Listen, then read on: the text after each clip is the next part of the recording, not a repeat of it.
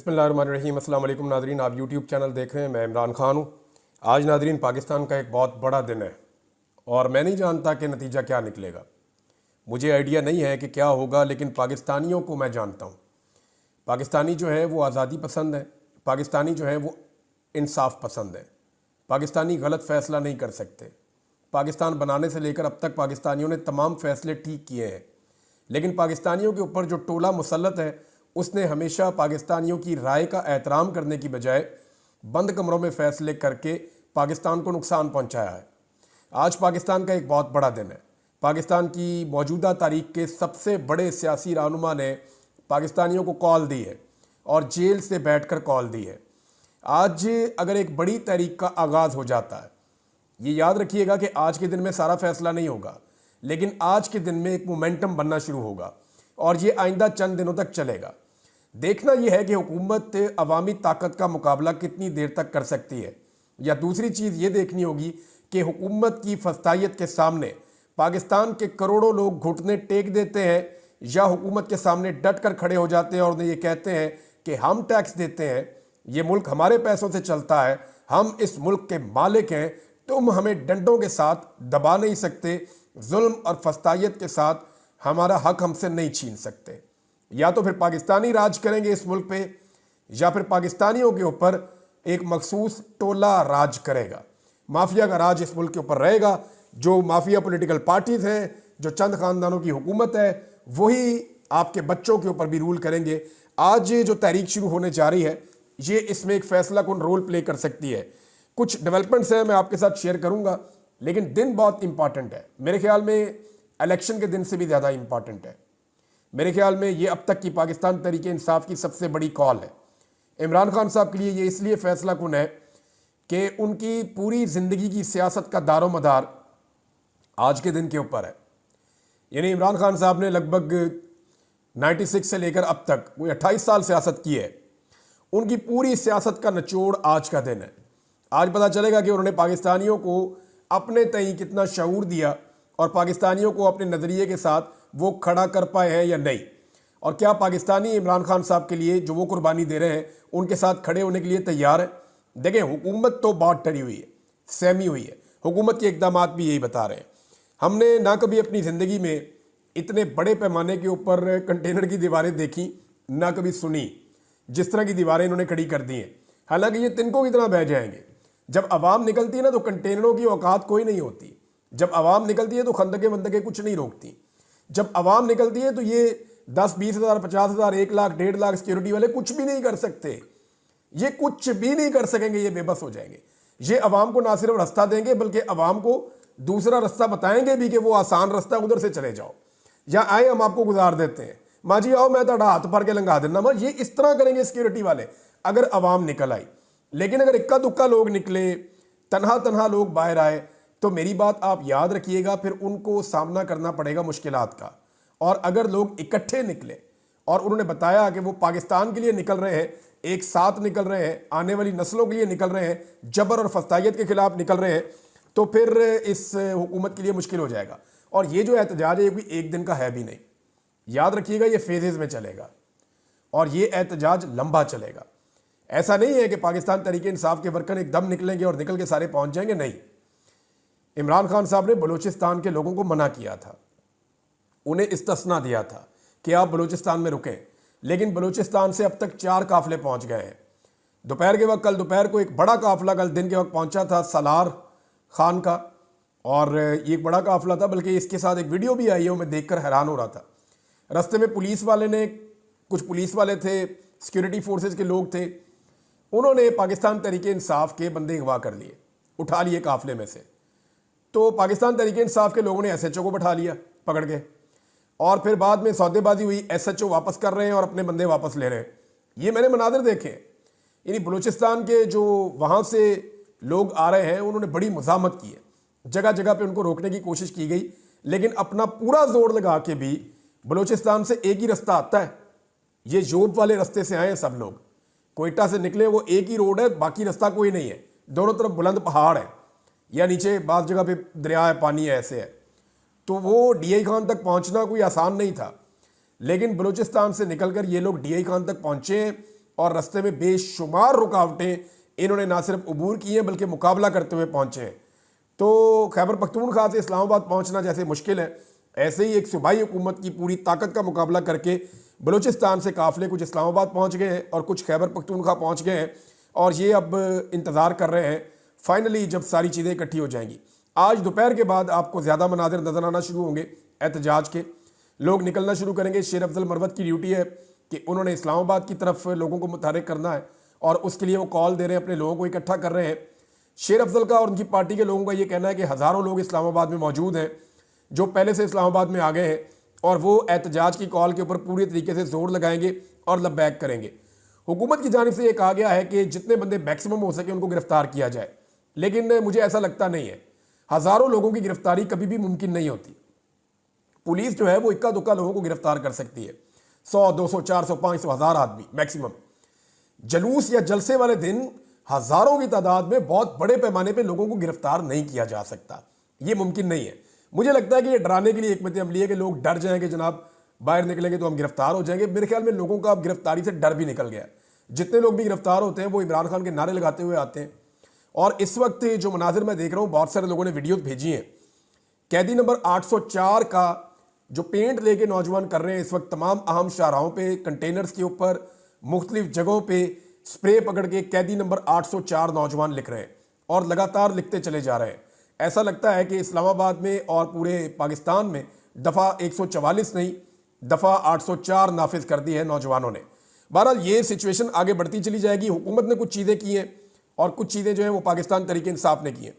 एक तो जो स्वाबी के लिए पाकिस्तान तहरीक इंसाफ की मशीनरी निकली थी, जिन्होंने कंटेनर उठा के फेंकने थे या कंटेनर साइड पर करने थे, वो जब मशीनरी पेशावर से निकली और 5 किलोमीटर तक उसने सिर्फ ट्रेवल किया तो मशीनरी को मोटरवे पुलिस ने रोका और नामालूम अफराद ने उसके ऊपर हमला कर दिया। मशीनरी के ऊपर फायरिंग की गई, वहाँ पे खून के धब्बे भी मिले। मशीनरी के ड्राइवर और जो हेल्पर्स हैं वो उसके बाद गायब हो गए, उनका कुछ पता नहीं चल रहा, उन्हें नामालूम अफराद उठाकर ले गए। मशीनों के ऊपर पेट्रोल डाल के आग लगाने की तैयारी की जा रही थी कि इतने में पाकिस्तान तहरीक इंसाफ के लोग पहुँच गए और उन्होंने जब नामालूम अफराद के पीछे दौड़ लगाई तो वो खेतों में भाग के निकल गए। तो इस तरह जो है वो मशीनें तो बच गई हैं, लेकिन ड्राइवर जख्मी है। कौन जख्मी है, उसको कहाँ ले जाया गया, इसके बारे में कुछ पता नहीं है। लेकिन ये इंतहाई अफसोसनाक बात है कि खैबर पख्तूनख्वा के अंदर जाके पेशावर से सिर्फ 5 किलोमीटर दूर मशीनों को जलाने की कोशिश की गई है। क्या इस मुल्क के अंदर कोई कानून नहीं है? क्या इस मुल्क के अंदर कोई इंसानियत नहीं है? लोगों के कंटेनर पकड़ के, उनके अंदर कीमती सामान है, वो पकड़ के सारे शहरों के अंदर बंद कर दिए कंटेनर्स। वो एक ताजर का वीडियो लगा हुआ था, वो ये कह रहा है, कहता जी मेरे कंटेनर को, जो कपड़े का कंटेनर था, उसको पहले लूटा, पुलिस वालों ने उसमें से कपड़ा निकाला, कीमती कपड़ा निकाला, और बाद में जब कंटेनर खाली हो गया तो उसको आग लगा दी और आग लगा के ये बताया जी कपड़ा आपका अंदर ही जल गया और पर्चा जी हम पाकिस्तान तहरीक इंसाफ पे दे देंगे। ये है जी, इल्ज़ाम लगा दिया तहरीक इंसाफ से, कंटेनर पुलिस ने लूट लिया। वहाँ इस्लामाबाद में कई कंटेनर्स को आग लग गई है और एक कंटेनर के बारे में तो सहाफ़ी कह रहे हैं कि उसके अंदर केमिकल था कोई, तो इन्होंने उसको वेल्डिंग करना शुरू कर दिया। ऐसे डफर हैं, इन्होंने केमिकल वाले कंटेनर को वेल्डिंग करना शुरू किया, उसके अंदर चिंगारी गई, वहाँ आग भड़क गई, खुदा ना खास्ता बड़ा नुकसान हो जाता। और कई जगहों पे और भी कंटेनर्स को आग लगने के वाकयात रिपोर्ट हो रहे हैं। यानी ये बड़ा आसान तरीका होता है कि आप कंटेनर के अंदर से कीमती सामान चोरी कर लें, बाद में थोड़ा सा सामान छोड़ के उसको आग लगा दें और बाद में ये कह दें कि जनाब इसको लोगों ने आग लगा दी है। लेकिन एक दिन पहले से ही ये काम शुरू हो गया है। सब्ज़ रंग का कपड़ा डाल दिया जी, जो डी चौक की तरफ जाते हैं ना, कंटेनर्स की जो बड़ी वॉल है उसके ऊपर डबल कपड़ा सब्ज़ रंग का डाल दिया है ताकि ज़रा बुरा ना लगे, ज़रा अच्छा लगे, इंप्रेशन अच्छा जाना चाहिए। उस कपड़े को क्रोमा के तौर पे इस्तेमाल किया वहाँ सारे लोगों ने, और उसके ऊपर कभी इमरान खान की फ़ोटो लगा देते हैं, कभी कोई बैनर लिख देते हैं, कभी कोई बैनर लिख देते हैं, तो वो हुकूमत को हर किया हुआ काम उल्टा पड़ जाता है। अब सूरत हाल ये है कि जो मेरी इन्फॉर्मेशन है, कल इस कपड़े को आग लगा दी जाएगी और ये मुद्दा भी पाकिस्तान तहरीक इंसाफ पर डाला जाएगा और ये ऐसे विजुअल्स बनाए जाएंगे कि देखें जी ये सामने पार्लियामेंट हाउस है, ये देखें जी पाकिस्तान तहरीक इंसाफ ने डी चौक में आग लगा दी। मैं पहले आपको बता रहा हूँ कि मेरे पास ये इन्फॉर्मेशन है कि इंतज़ामिया खुद इस कपड़े को आग लगाएगी और इसके मनाजर को पाकिस्तान तहरीक इंसाफ के खिलाफ इस्तेमाल करेगी। ये आप मेरा, ये जो मैं बात कर रहा हूँ ना, ये क्लिप आप संभाल के रखें, आप ये होता हुआ देखेंगे। होटल से गैर मुल्कियों को निकाल दिया। जो इस्लामाबाद में रेस्ट हाउस है, जो होटल्स हैं, उनके अंदर जो गैर मुल्की ठहरे हुए थे, जो मेहमान है पाकिस्तान के, उनको निकाल के बाहर खड़ा कर दिया पुलिस ने। अब वो जाएंगे, जाके अपने अपने मुल्कों में बताएंगे कि जनाब पाकिस्तान के अंदर ये सलूक होता है। पहले ही लोग पाकिस्तान में नहीं आ रहे, उसके बाद लोगों के साथ जनाब इस किस्म का सलूक किया जा रहा है। एक और चीज़ जो है वो बहुत अजीब हुई, और वो ये है कि मीडिया से भी बारीक वारदातें डलवाई जा रही हैं। कभी कहा जाता है जी मुज़ाकरात दोबारा शुरू हो गए, कभी कहा जाता है जी इमरान खान को जो है वो अभी बस छोड़ने वाले हैं, कभी ये कहा जाता है जी कल इमरान खान को छोड़ देंगे, कभी ये कहा जाता है जी फलां जगह पे एहतजाज की कॉल मुअख्खर हो गई है, कभी कुछ। तो सोशल मीडिया पे और मीडिया के ऊपर एक इस तरह की टग ऑफ वार भी चल रही है। लेकिन पाकिस्तान तहरीक इंसाफ ने डिनाई किया है। एक खबर ये भी आई थी और एक वक्त में ऐसा लग रहा था कि शायद ये खबर ठीक है, और बड़े वसूख के साथ कुछ लोग ये कह रहे थे कि जनाब लाहौर का जो एहतजाज है वो अब लाहौर के अंदर ही होगा और सलमान अकरम राजा उसको लीड करेंगे। ये एक ओपिनियन आई थी, लेकिन इसके ऊपर अमल दरामद नहीं हुआ। मैंने जब अपने तौर पे चेक किया तो ये राय भी दी गई थी, लेकिन इसको पार्टी ने माना नहीं। और शहबाज गिल ने भी, कासिम सूरी साहब ने भी, और उनके अलावा जो है वो शेख वकास अकरम साहब ने, इन लोगों ने डिनाई किया, क्योंकि इमरान खान साहब की कॉल है इस्लामाबाद की।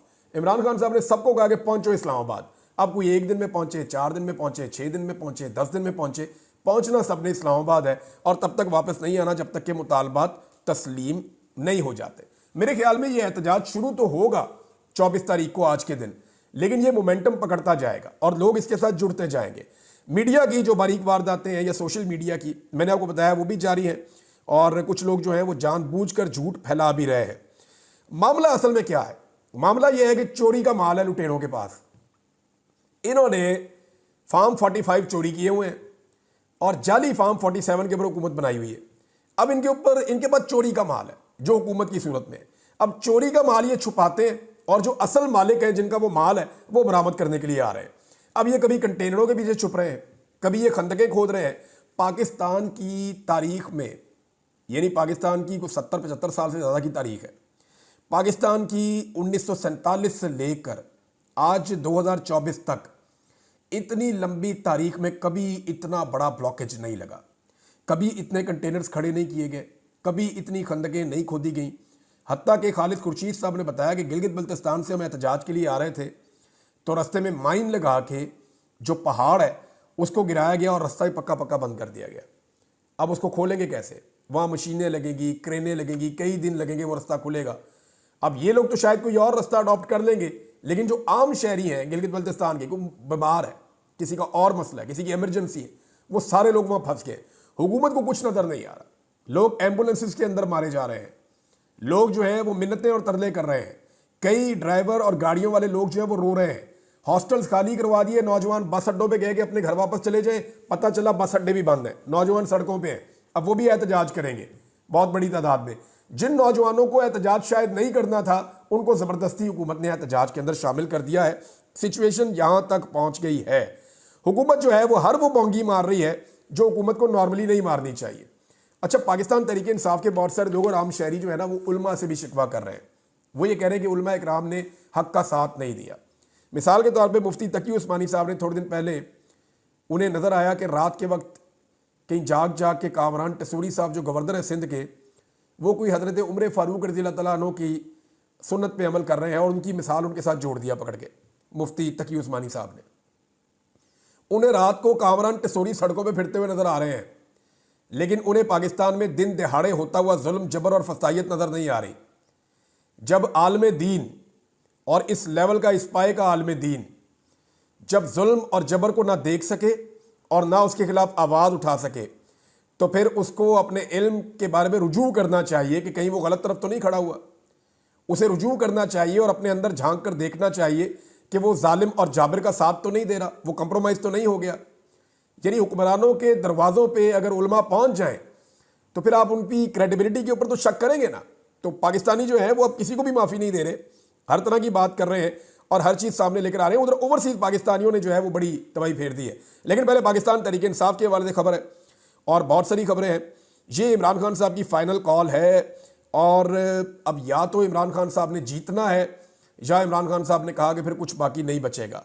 और नाज़रीन, ओवरसीज़ पाकिस्तानियों के हवाले से बहुत इंपॉर्टेंट खबरें आ रही हैं। डोनाल्ड ट्रंप के घर के बाहर फ्लोरिडा में ओवरसीज़ पाकिस्तानियों ने एक दिन पहले एहतजाज कर दिया है, और ये जो एहतजाज किया है ये एक आइलैंड टाइप का बना हुआ है। वहाँ पे डोनाल्ड ट्रंप का घर है और पानी के इस तरफ जो है वो जगह बनी हुई है। वहाँ पे ओवरसीज़ पाकिस्तानी पहुँचे बड़ी तादाद में। उनके पास पाकिस्तान के झंडे थे, कुछ लोगों के पास अमेरिका के झंडे थे और पाकिस्तान तहरीक इंसाफ के झंडे थे। उनके पास अपना पूरा एजेंडा था लिखा हुआ, वो सारी चीज़ें लेकर गए थे। वहाँ पर जो ट्रंप इंतज़ामिया, जो ट्रंप के अपने लोग हैं, जो उनकी सिक्योरिटी की उनकी अपनी टीमें हैं, क्योंकि ट्रंप वहीं पे बैठ के अपना सारा हुकूमत जैसे बनानी है, जिस जिसको शामिल करना है, जिसकी जो ड्यूटी लगानी है, वो सारे काम ट्रंप वहाँ से डील कर रहा है।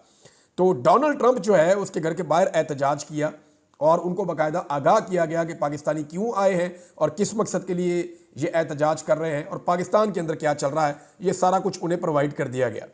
दूसरी जो चीज़ हुई है वो ये है कि पाकिस्तानियों का जो सबसे बड़ा एहतजाज होने जा रहा है अमेरिका में, वो वाशिंगटन डीसी में है। अब आप अंदाज़ा कीजिए कि वाशिंगटन डीसी में यह एहतजाज होगा और कैपिटल हिल के सामने यह एहतजाज होगा।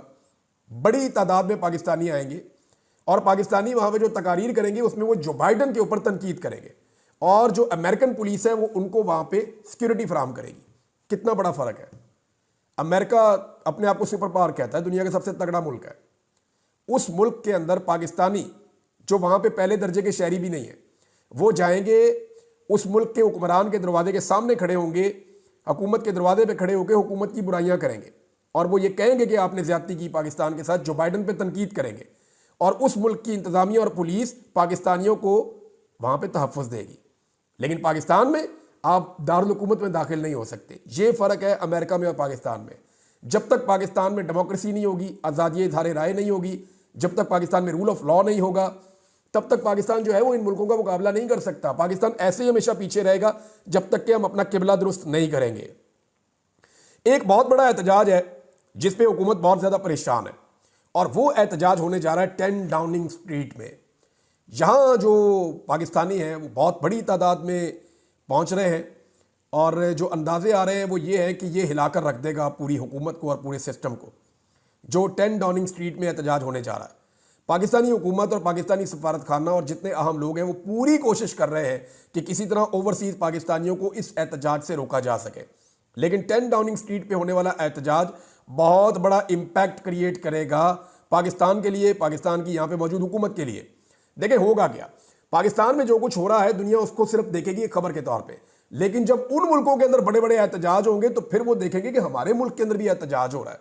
फिर वो गौर करेंगे, फिर उनको बताया जाएगा जनाब ये देखें तो पाकिस्तान के अंदर जितना जुल्म जबर और फस्तायत हो रहा है आलमी सतह के ऊपर सबको पता चलेगा और पाकिस्तानी एस्टेब्लिशमेंट के ऊपर एक दबाव आएगा कि इस जुल्म को, जबर को और फस्तायत को बंद किया जाए। अगर एस्टेब्लिशमेंट अपना हाथ उठा ले इस हुकूमत के पीछे से तो ये हुकूमत चंद घंटे भी नहीं टिक सकती। इनके बस में है ही नहीं कि ये टिक कर रह सके और ये कभी भी सस्टेन नहीं कर सकेंगे। पाकिस्तानी मीडिया जो है वो बारीक वारदातें जहाँ पे डाल रहा है, वहीं पे जो बैनुल अक़वामी मीडिया है वो इस सारे इशू की बहुत बड़ी कवरेज कर रहा है, बड़ी खुली कवरेज कर रहा है और वो जो कवरेज है वो बढ़ती चली जाएगी आज के दिन से लेकर अगले चंद दिन तक। एक और चीज़ है, जुल्म खलीलदाद का फिर एक ट्वीट आया। देखिए जुल्म खलीलदाद जो है वो ट्रंप की टीम का हिस्सा है और वो इस रीजन के अंदर पहले भी बड़े अहम फ़राइज़ सर अंजाम दे चुका है। बहुत मुमकिन है ट्रंप दोबारा उसी को मुंतखब करे और इस इलाके में दोबारा भेज दे। तो जुल्म खलीलदाद का जो कहना है वो ये है, उर्दू में ट्रांसलेट कर देता हूँ मैं, कि 24 तारीख को सारी दुनिया की नज़र पाकिस्तान पर होनी चाहिए। मैं उम्मीद करता हूँ कि आज़ादी, इंसाफ और इमरान खान की आज़ादी के लिए पुरअमन और कामयाब मुजाहरे होंगे। पाकिस्तानी एस्टेब्लिशमेंट को शहरियों के हुकूक और पुरअमन मार्च के हक की इज्जत करनी चाहिए। इस वक्त का तकादा यह है कि इमरान खान की आज़ादी और इंसाफ के लिए उठने वाली आवाज़ों को सुना जाए। ये जनाब जुल्म खलीलदाद का स्टेटमेंट है और इस स्टेटमेंट ने भी मौजूदा हुकूमत के लिए मुश्किलात पैदा की है। आपने गौर किया कि एस्टेब्लिशमेंट हर दफ़ा बोलती है, बात करती है, इन मामलात में बीच में आती है, इस दफ़ा आ नहीं रही, अभी तक नहीं आ रही। या तो वो इंतज़ार कर रही है कि ये ऊँट किसी करवट बैठे तो हम अपनी पोजीशन लें, या वो इस पोजीशन में नहीं है कि भी वो इसके ऊपर कोई मौक़िफ़ दें। क्योंकि वजह यह है कि अब दुनिया बदल चुकी है। जो अमेरिकन एस्टेब्लिशमेंट थी वहाँ पर एक तब्दीली आ रही है और वो जो एक आशीर्वाद था जो बाइडन का, वो अब मौजूद नहीं रहेगा। तो इस बदलती हुई सिचुएशन में हमारी एस्टेब्लिशमेंट को एक कंफ्यूजन है कि अब करें क्या, और वो इसी कंफ्यूजन में अभी तक आप देखें उनकी तरफ से खामोशी है, लेकिन हथकंडे सारे इस्तेमाल किए जा रहे हैं, ताकत का भरपूर इस्तेमाल किया जा रहा है। लेकिन ये ताकत अवामी ताकत के सामने कुछ भी नहीं है, कख भी नहीं है। अवाम निकली तो कोई नजर भी नहीं आएगा आपको। आप देखिएगा ये चंद घंटे की बात है, अगर पब्लिक निकल आई तो कहानी खत्म। अब तक के लिए इतने ही। अपना ख्याल रखिएगा, अपने इस चैनल का भी। अल्लाह हाफ़िज़।